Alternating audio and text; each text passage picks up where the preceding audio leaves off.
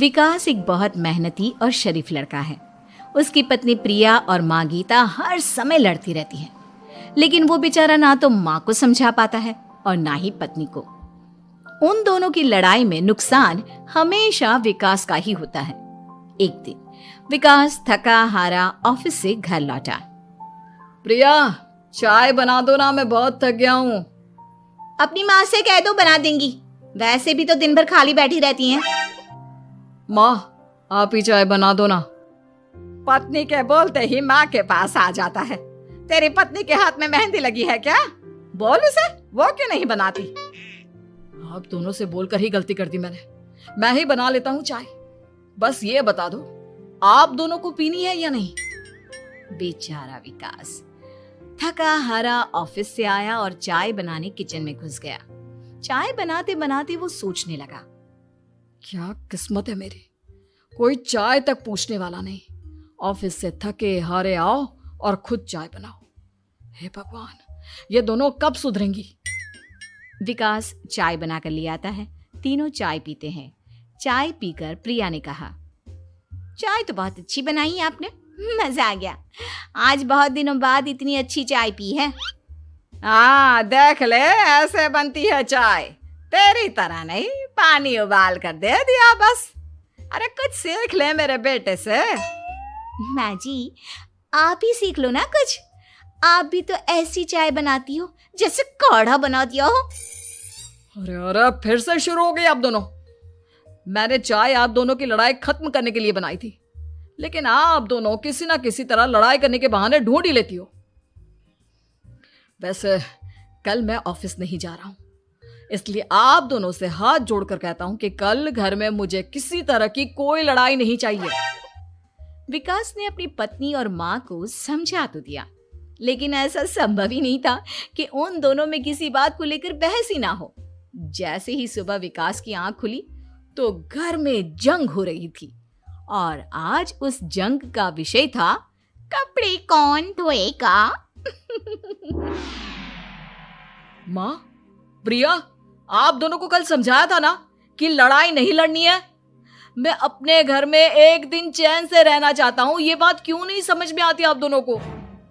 अच्छा जी, मैं कहाँ लड़ रही हूँ? आपकी माँ ही हर समय सर पर सवार रहती है।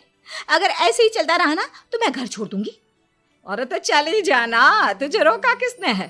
तेरे जाने से मुझे और मेरे बेटे को थोड़ा चैन तो मिलेगा। और नहीं जा सकती ना तो बता दे, मैं ही ये घर छोड़ देती हूँ। बस करो माँ, अगर ऐसे ही चलता रहा ना तो आप लोगों का पता नहीं, लेकिन मैं ये घर जरूर छोड़ दूंगा।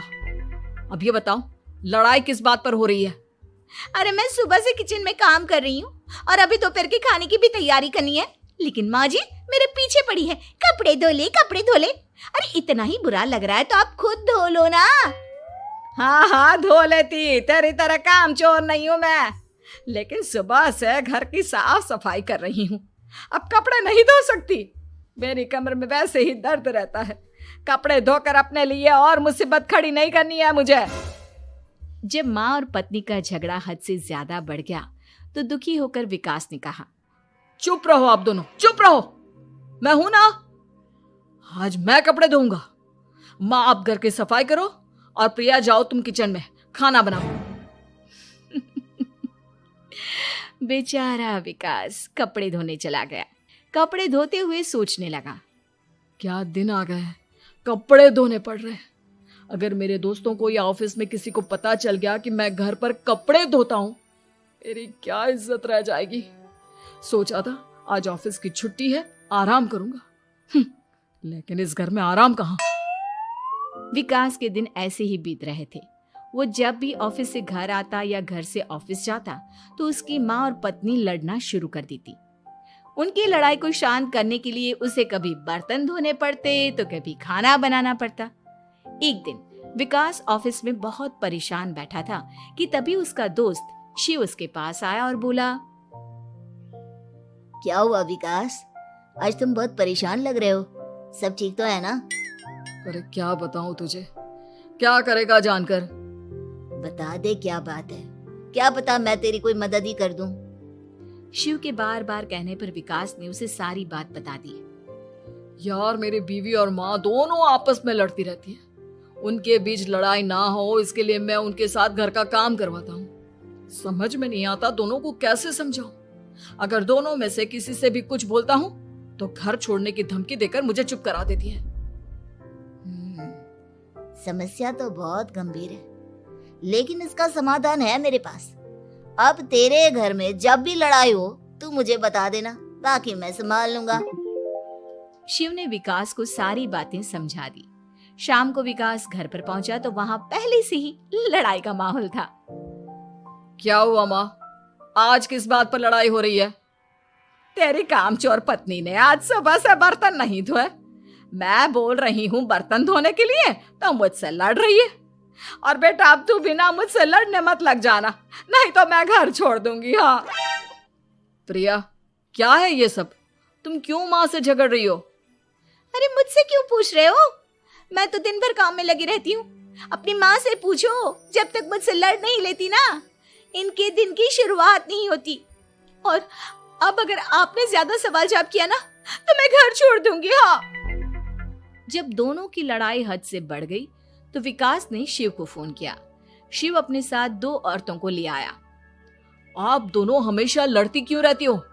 और आप दोनों को कुछ समझाओ तो समझ में नहीं आता, और ऊपर से घर छोड़ने की धमकी अलग से देती हो। अब एक काम करो, आप दोनों अपना अपना सामान उठाओ और निकलो यहां से। मैं अपने लिए नई पत्नी और नई माँ ले आया हूं। नई माँ और नई पत्नी की बात सुनकर गीता और प्रिया हैरान हो गई। गीता तुरंत बोली, हाय हाय बेटा, नई पत्नी तो लोगों को अक्सर लाते देखा है, लेकिन ये नई माँ कहाँ से ले आया? बेटा मैं ही तेरी माँ हूँ, ओरिजिनल। आपने मुझे इतना बड़ा धोखा दिया, आप दूसरी पत्नी ले आए। आप तो प्यार के बहुत बड़े बड़े दावे करते थे, आज आपने मेरे साथ इतना बड़ा धोखा किया। आप दोनों हर समय लड़ती रहती हैं और दोनों के साथ घर का काम मुझे करना पड़ता है। ऊपर से आप दोनों हर समय घर छोड़ने की धमकी देती रहती हो। और क्या करता मैं? आप दोनों ने मेरे सामने कोई और रास्ता ही नहीं छोड़ा। लेकिन ये दोनों बिल्कुल ऐसी नहीं है। ये दोनों बहुत अच्छी हैं, आपस में कभी नहीं लड़ती और तुम्हारा बहुत ख्याल रखेंगी। अब या तो तुम अपनी पुरानी माँ और पत्नी से बोल दो कि ये घर छोड़कर चली जाए, या फिर तुम ये घर छोड़ दो। तुम अपनी नई पत्नी और नई माँ के साथ मेरे घर में रह सकते हो दोस्त। जब बहुत बोलने के बाद भी गीता और प्रिया घर छोड़ने के लिए तैयार नहीं हुई तो विकास घर छोड़कर जाने लगा। विकास मेरे बच्चे, बुढ़ापे में अपनी माँ को छोड़कर मत जा। मैं तेरे बिना नहीं रह सकती। आज के बाद मैं कभी भी बहू से नहीं लड़ूंगी। मुझे माफ कर दे मेरे बेटे। मुझे भी माफ कर दो। अब मैं कभी भी माँ से या आपसे घर का काम नहीं करवाऊंगी और ना ही मैं लड़ूंगी। सारी बात ठीक है, लेकिन ये जो आप दोनों बात बात पर घर छोड़ने की धमकी देती हो, उसका क्या? प्रिया और गीता एक साथ बोल पड़ती हैं। नहीं नहीं, हम कभी घर छोड़ने की बात नहीं कहेंगे। नहीं नहीं, हम कभी घर छोड़ने की बात नहीं कहेंगे। माँ और पत्नी के इतना रोने पर विकास ने उन्हें माफ कर दिया और शिव उन दोनों औरतों को वहां से लेकर चला गया। प्रतीक दिल्ली में जॉइंट फैमिली के साथ रहता था, लेकिन जॉब की वजह से अपनी माँ के साथ दूसरे शहर में शिफ्ट हो जाता है, जहां उसकी प्रीति के साथ लव मैरिज हो जाती है, जिस पर बहू को नापसंद करते हुए उसकी माँ पूरा समय प्रीति को परेशान करने के तरीके निकालती रहती है। प्रीति कहाँ हो? सुबह का नाश्ता दोपहर में खिलाओगी क्या? इसमें प्रीति और प्रतीक ऑफिस जाने के लिए तैयार हुए कमरे से बाहर आते हैं, जिसे देख सास प्रीति पर भड़कने लगती है। महारानी, तुम सुबह सुबह तैयार होकर घर का सारा काम छोड़कर कहाँ चल दी? जी वो ऑफिस। हैं? तुम ऑफिस जाओगी तो घर में जो सफाई, नाश्ता, खाने का काम है वो क्या मैं करूंगी? माँ, मैंने उससे वादा किया था कि वो जॉब कंटिन्यू कर सकती है। अरे वाह जी वाह, दोनों आपस में सलाह कर फैसले ले लिए। मैं क्या यहाँ बेवकूफ बैठी हूँ? मुझसे पूछना किसी ने जरूरी नहीं समझा? मम्मी आप फिक्र ना करें, मैं आज ही रेजिग्नेशन दे दूंगी। प्रीति ऑफिस के लिए चली जाती है और अगले दिन से जॉब छोड़ घर के कामों में लग जाती है, लेकिन साथ ही उदास भी रहने लगती है, जिसे देख प्रतीक को अच्छा नहीं लगता। मुझे पता है तुम्हें अपनी जॉब कितनी पसंद थी। आई एम सॉरी प्रीति। अरे कुछ नहीं होता, बस मम्मी खुश रहनी चाहिए। अब प्रीति अपनी सास को खुश करने और उनका दिल जीतने की जी तोड़ कोशिश करती रहती है, पर सास कभी उससे सीधे मुंह बात तक नहीं करती। इसी तरह दिन बीतने लगते हैं। एक शाम प्रतीक ऑफिस से परेशान घर वापस आता है। माँ, चाची का फोन आया था, दादी की तबीयत बहुत खराब है, हमें दिल्ली जाना होगा। पति की बात सुन प्रीति तो पैकिंग शुरू भी कर देती है, पर माँ वहीं बूत बनी खड़ी रह जाती है। लगता है मम्मी अपनी सास से बहुत प्यार करती हैं, तभी उनके बीमार होने की खबर सुन शॉक में आ गई। ये प्यार नहीं, परेशानी है। तुम तो ऐसे सोचो कि अब से जब तक दिल्ली में हो तुम्हारे अच्छे दिन शुरू। अच्छा, ऐसा क्या है दिल्ली में? वो तुम्हें कुछ ही घंटों में पता चल जाएगा। सास के रिएक्शन और पति की बात से कंफ्यूज्ड प्रीति दोबारा पैकिंग में लग जाती है, जिसके बाद कुछ घंटों का सफर तय कर तीनों दिल्ली पहुंच जाते हैं, जहां घर के अंदर पहुंचते ही लोगों की भीड़ देख प्रीति परेशान हो जाती है। हे भगवान, इतनी भीड़! प्रतीक, कहीं तुम्हारी दादी को कुछ हो तो नहीं गया ना? पागल, ये भीड़ नहीं, मेरा परिवार है। क्या? इसे तुम परिवार कहते हो? अरे इसे तो जिला घोषित कर देना चाहिए। तुम्हारा परिवार का तो अपना पर्सनल बिग बॉस बन सकता है। हैरान परेशान प्रीति परिवार वाले सदमे से बाहर निकली भी नहीं होती कि सिर पर पल्ला रखे शांत तरीके से सबके साथ बात करते हुए अपनी सास को देख उसे दूसरा सदमा लग जाता है। हाय राम, ये मम्मी का ऐसा भी कोई रूप है? ये तो मुझे पता ही नहीं था। ये तुम्हारी सास का ससुराल है। तभी प्रतीक की बहन बोल पड़ती है। यहाँ आपको ऐसी ऐसी चीजें देखने मिलेंगी जो सपने में भी सोची नहीं होंगी। हाँ, ये कुछ दिन तो बहुत इंटरेस्टिंग लग रहे हैं।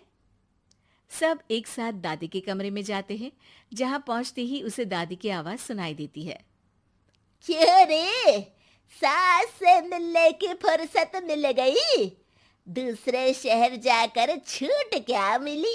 तुम तो भटकता पंछी बन गई। इतने समय में ये तक नहीं पूछा कि जिंदा भी हूं या मर गई। प्रीति की सास अपनी सास के पैर छूती है। अरे कैसी बात कर रही है मम्मी, आपको तो मेरी उम्र भी लग जाए। अरे बस कर, ये झूठी उम्र देने वाली बातों का दिखावा ना कर। तेरा बस चले ना तो जो मेरी बची कुची जिंदगी है वो भी अभी खत्म कर दे। अरे बहू कहाँ है? इस पर सास प्रीति को दादी से मिलवाती है। दादी प्रीति को बहुत प्यार देती है। क्यों बहू, तेरी ये सास परेशान तो नहीं करती ना?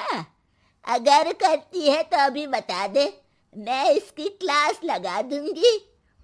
अरे कैसी बात कर रही है माँ जी, भला मैं क्यों किसी को परेशान करूंगी। प्रीति अपनी सास का ये रूप एंजॉय कर ही रही होती है कि तभी चाची वहां आकर प्रीति को अपने साथ ले जाती है। सास की क्लास लगते देख जो खुशी मिल रही थी वो तुम्हारे चेहरे से साफ पता चल रही थी, इसीलिए ले आई, क्योंकि अगर उन्हें पता चल जाता तो तुम्हारी खैर नहीं थी। थैंक यू चाची जी। चाची और प्रीति घर में झूले पर बैठी बात कर ही रही होती है कि उसकी सास भी वहां आ जाती है। मतलब यहाँ सारा काम मैं करूं और तुम बैठी हंसी ठिठोली करो? अरे चलो जाओ खाना बनाओ। सास प्रीति को डांटकर काम करने भेज देती है, जिसे दादी देख लेती है और एक बार फिर सासू माँ की क्लास लग जाती है, जिसे पूरा परिवार मजे से खड़ा होकर देखने लगता है। क्यों रे, मैंने तुझे काम बोला और तू उस बच्ची को परेशान कर रही है? सास की कोई इज्जत रह गई है इस घर में या नहीं? यहाँ खुद की सास होते हुए भी ज्यादा बड़ी बन रही है। अब नहीं मम्मी जी, मैं तो बस थोड़ी मदद के लिए बोल रही थी। सास रसोई में जाकर काम करने लगती है और दादी प्रीति को लेकर वहां से चली जाती हैं। इसी तरह एक हफ्ता बीत जाता है जिसमें दादी अपनी बहू को डर, इज्जत और प्यार का फर्क समझाती रहती है और प्रीति उसका मजा लेती है। वापस जाते हुए दादी प्रीति और उसकी सास दोनों को अपने पास बुलाती है। मेरी बहू जिद्दी और अड़ियल है, इसलिए उससे हमेशा सही काम करवाने के लिए मुझे सख्ती करनी पड़ती है। लेकिन तुम्हारी बहू अच्छी है। तेरी खुशी के लिए वो अपनी जॉब और सपने भी छोड़कर घर में बैठी है। अपनी बहू के साथ प्यार से रहो। और प्रीति, अगर अभी भी तुम्हारी सास परेशान करे ना, तो फिर तुम्हें पता चल ही गया है कि शिकायत कहाँ करनी है। जी, अपनी सास के ससुराल में उनकी सासू माँ के पास।